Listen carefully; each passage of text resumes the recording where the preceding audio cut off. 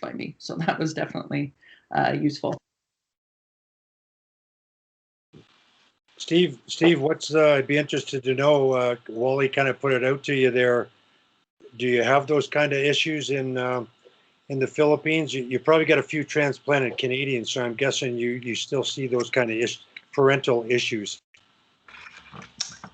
Well, we don't have the numbers here, so any competitive hockey is basically it's more like rec league, so it's not nothing like in hockey developed countries. So as far as parents, I haven't encountered parents saying, "Oh, I want so and so playing with my kid." If anything, it's more the kids trying to manipulate the situation for them to play with each other on the line. Mm-hmm. So we just don't have the numbers here. Entitlement. Yeah, there's entitlement here. Is culturally, it's difficult because it's Philippines, developing country. So hockey's expensive. So what you get is you get the rich kids playing here. So that is a big, big challenge. And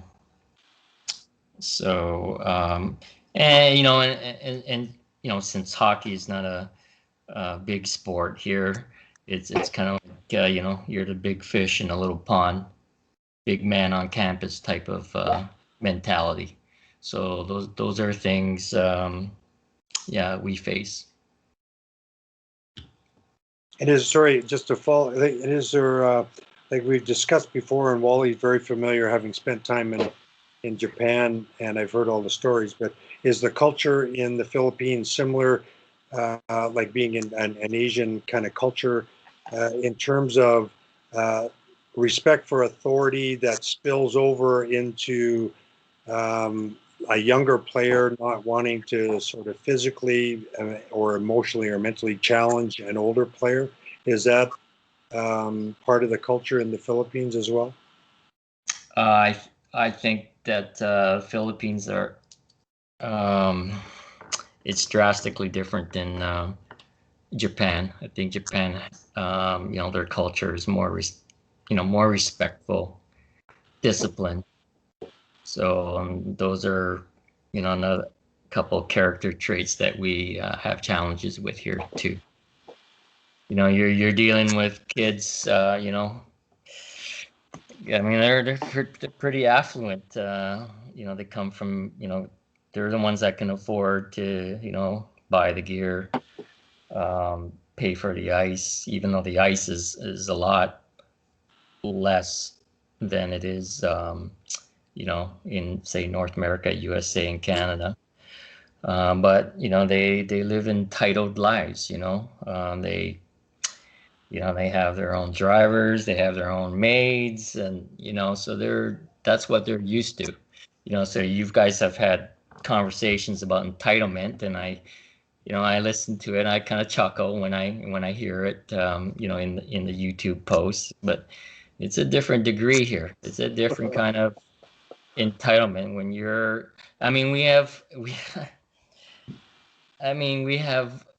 I mean, they a lot of the kids they come, the drivers bring them to the rink. The drivers take the gear out of the car. The drivers haul the gear to the to the lobby, to the changing room. I mean, that's what we deal with, and I listen to you guys talk about player agreements, player contracts, and it's like yeah, that's what we want to do here for sure, but the discipline's not here, and we're trying to begin to this year off from COVID. We've had a lot of conversations about changing things, implementing things, and it comes down to the standards have to raise here slowly. But then you talk to them, and then they're back home. So that's the grind we have. And Brian, to be curious, like your experience in China, um, did that cultural thing sort of rear its head in any way, shape, or form? Whether it was, players to players, or the other sort of the Chinese management people sort of trying to impose on, well, this one's an older player and she's got to do this, and you can't play this player ahead of that player. And I'd be curious on your experience. Yeah, no, it's a real thing. It's a bit of an eye opener. Super respectful, customary to shake hands prior to COVID and after a win and acknowledge everybody and have a little short conversation. Each one of the Chinese players would stand up, look you in the eye, and thank you. And that's not something that happens with, the North American kids necessarily. Most of them would just stay seated. Some of them, wouldn't really engage and converse and like, hey, good game. Yeah. And that was it. So that was very interesting. The entitlement part was definitely more of our North American players, even in comparison to the Finnish and Czechs and Swedes that I had. But they do have a pecking order. Chain of command is very important. And it kind of hit me.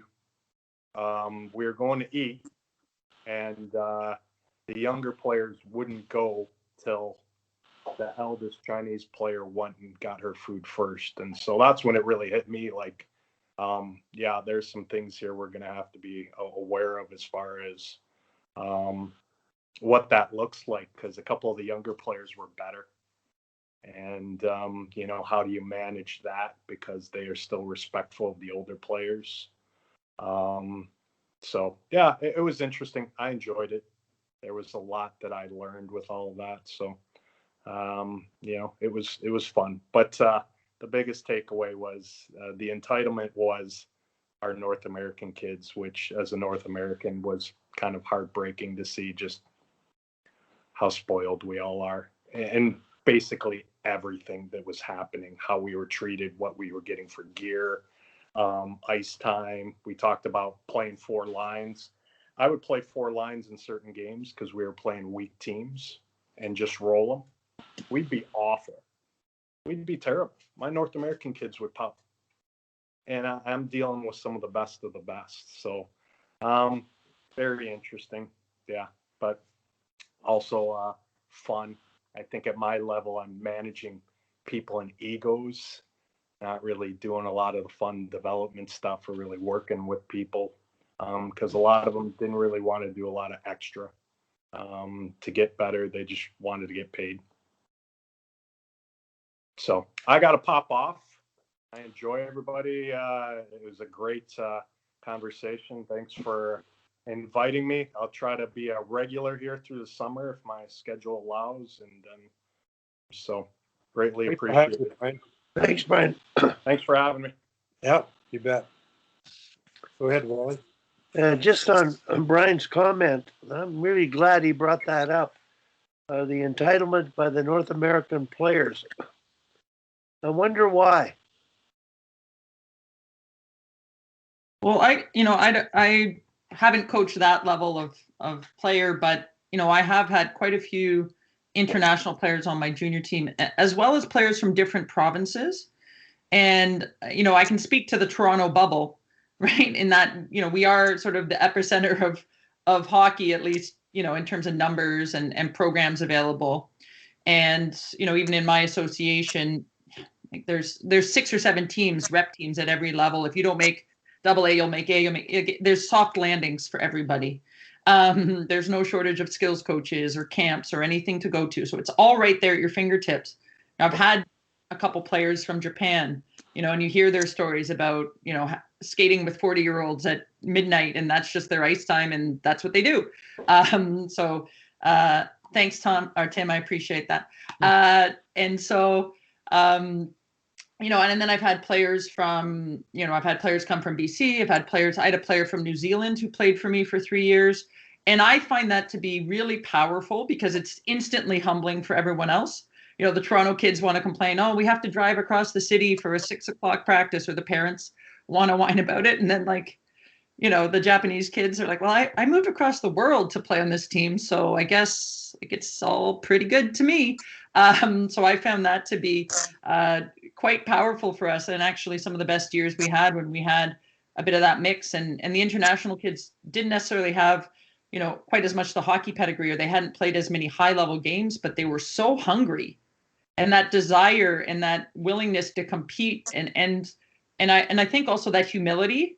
They thought they were so much further behind than they really were. So when I would offer them the spot on the team, they were honestly shocked. Like, they thought I was lying to them, that I thought they could play at this level. I'm not from Toronto.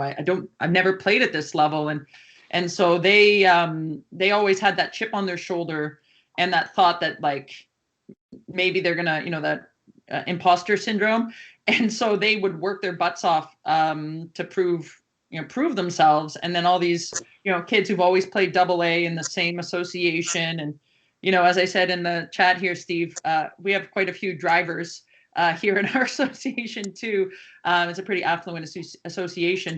I think that's powerful if you get some players from the outside, and there's plenty of associations in Ontario that don't have, that level of access or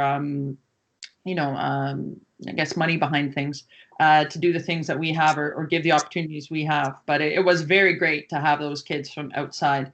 And I actually actively seek them out. And if people reach out from other countries, that actually is a check mark in my book, because it means, like, if you're willing to move that far to play hockey, you're going to bring in something great to our dressing room that maybe all these kids who've been here forever don't have an appreciation for.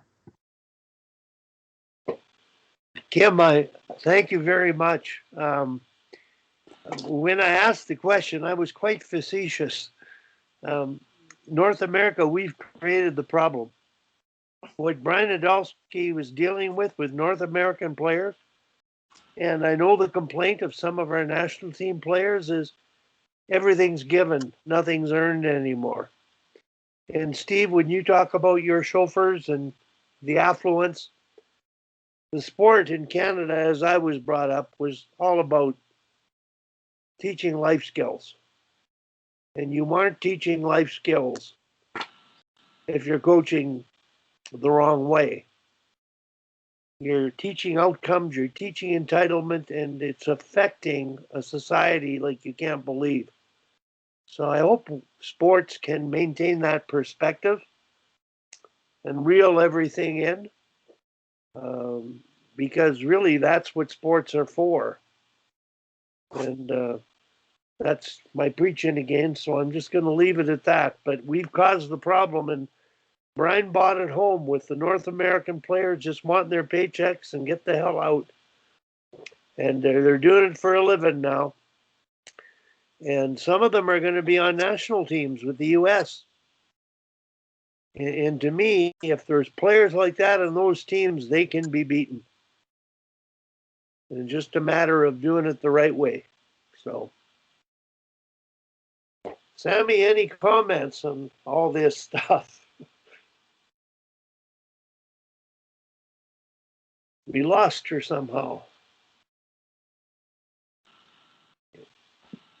I'm just checking. Yeah, we did lose her. She might have had to slip off too. Okay. Well, interesting direction that everything has gone today. I'm really glad Steve got on and they all got on, and we've got the perspective piece, because I think it's the element of what goes on around the world. And really, Peter hasn't stayed on, but the whole idea is growing the game around the world. And, that's what, particularly on the female side, really needs to be done. But Al? Yeah, well, I just especially hearing from Steve there, I actually got a story to share. So with my other job, I spend a lot of time traveling around the world, or I used to, not so much the last couple of years. But I had a chance to spend a week in North Vietnam there a couple of years ago, in Hanoi. And in Hanoi on the weekend, on Sundays, they close down the streets in the city, and it's a lot of it's basically they close down the streets and all the families go out into the city and they kind of walk around the streets and in the parks. And there's all these little vendors where they set up. They'll have a toy that they're selling and they'll put it in the street and the kids all kind of come and play with it. And they move on to the next one. So I came to this park. It was like a little plaza. And there was a little vendor who had some rollerblades that was there at this plaza, right? And I'm thinking, all right, well, this is kind of neat. Let's see what happens here. And there was little kids putting these rollerblades on, and I was thinking maybe I'd get a skating lesson or something. But these kids were like doing tricks up the stairs. They were doing mohawks and pivoting and skating backwards and all sorts of stuff. And I was like, geez, if somebody had a stick and a ball here, like you'd have some hockey players, right? And I just think of like all the money and all this, like everything that goes into, like, here's an example of just something that's done purely for fun. It's families out on a Sunday. Like they're paying a penny to rent rollerblades and they're able to learn to skate because it's fun and they're out there with their family and their friends. Like you talk about growing the game around the world, like there's always ways to do stuff. Like, and I find that even at Tri-County, like we're trying to figure out like, how do we do it better? How do we get things done without adding any cost, right? There's always a way. It's just like, how do you find it and what is that way, right? So, I don't know if that's something for you to take away, Steve. Like, I don't know if you've ever been to North Vietnam, but that was really cool. I'd say if somebody, again, like whatever they do every Sunday night, is all these families walking around. If one of the vendors happened to buy some sticks and a couple of balls or something like that, they'd have hockey players, guaranteed. Yeah, thanks for sharing that, Al. There is, I've seen, and I've met somebody that organizes street hockey in one of the neighborhoods in Manila, like poor neighborhoods. So some of them are on rollerblades. They do have hockey sticks and a ball. Like even last year, I think they were getting together, a couple Saturdays a month, and these were just like local Filipinos. There's no North Americans, no foreigners.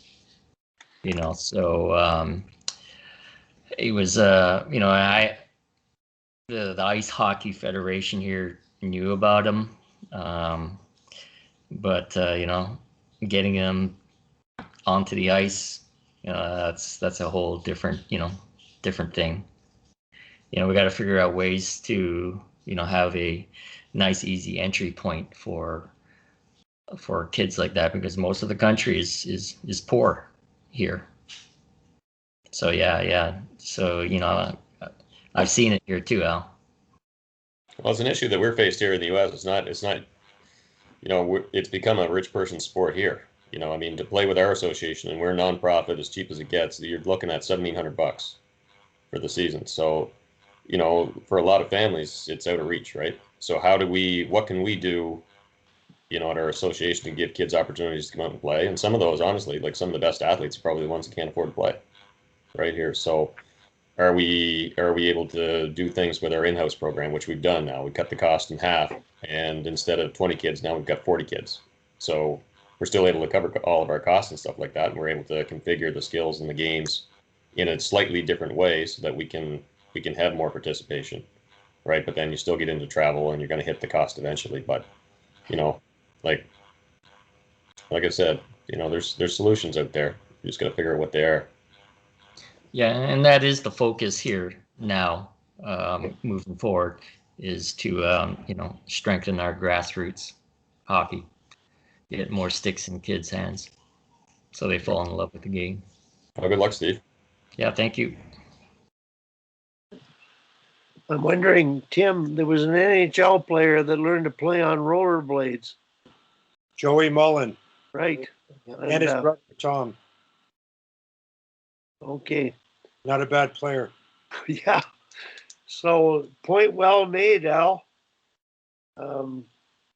If they get sticks and balls out there and let them play, you got to bridge the financial gap a little bit for sure. And I imagine the cost difference in playing in the Philippines is really significant compared to playing in North America. But it has become a rich man's game, and I certainly wouldn't have played hockey today. My granddaughter didn't choose hockey. She chose soccer. And I think affordability was one of the primary reasons. So that's the reality of that sport, and it is an expensive sport. So